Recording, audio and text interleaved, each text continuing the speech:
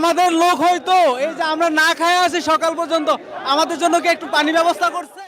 রাজধানীর সচিবালয় এলাকায় আনসার সদস্যদের আন্দোলনের ঘটনা নিয়ে বিজ্ঞপ্তি দিয়েছে বাংলাদেশ সেনাবাহিনী।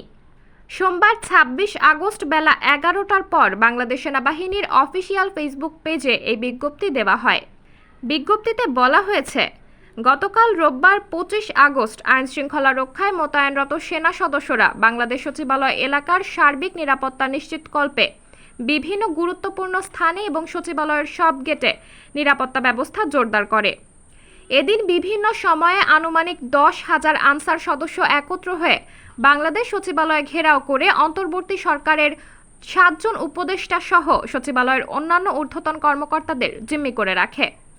দাবি দাবা একটার পর একটা চাবা, এটা কিন্তু হবে না। না, আমরা এক দাবি এই সুযোগ দিবা না।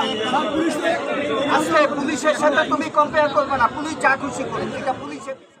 উত্তেজিত আনসার সদস্যদের শান্ত করার জন্য বিকেলে মহাপরিচালক আনসার ও ভিডিপি সচিবালয়ে আগমন করেন এবং আনসার সদস্যদের সব দাবি মেনে নেন। এরপরেও উত্তেজিত আনসার সদস্যরা সচিবালয় এলাকা ত্যাগ না করে আনসার ও ভিডিপির মহাপরিচালককে অবরুদ্ধ করে রাখে এবং কিছু আনসার সদস্য সচিবালয়ের ৩ নম্বর গেট ভেঙে ভেতরে প্রবেশের চেষ্টা করে।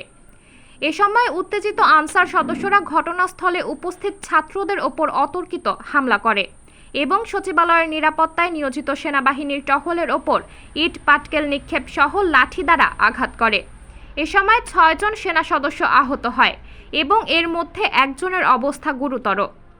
এমতাবস্থায় পরিস্থিতি নিয়ন্ত্রণে আনার জন্য মোতায়েনরত সেনা সদস্যরা ধৈর্য সহকারে আনসার সদস্যদের সঙ্গে এঙ্গেজমেন্ট করা সত্ত্বেও উত্তেজিত আনসাররা নিবৃত্ত না হলে আকাশের দিকে ২৭ রাউন্ড ফাঁকা গুলি ছোড়ে।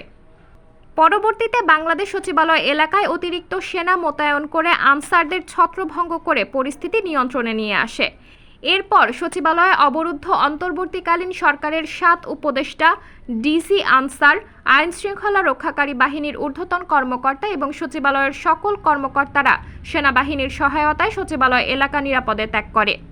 মোতায়েনরত সেনা সদস্যরা সচিবালয়ে অনুপ্রবেশকারী এবং পরবর্তীতে জীবন রক্ষায় নিরাপদ আশ্রয়ে প্রার্থনাকারী কিছু সংখ্যক আনসার সদস্যকে নিয়ন্ত্রণে নেয় এবং তাদেরকে পুলিশের নিকট হস্তান্তর করা হয়। সাবরিনা জলিল, সবার কথা।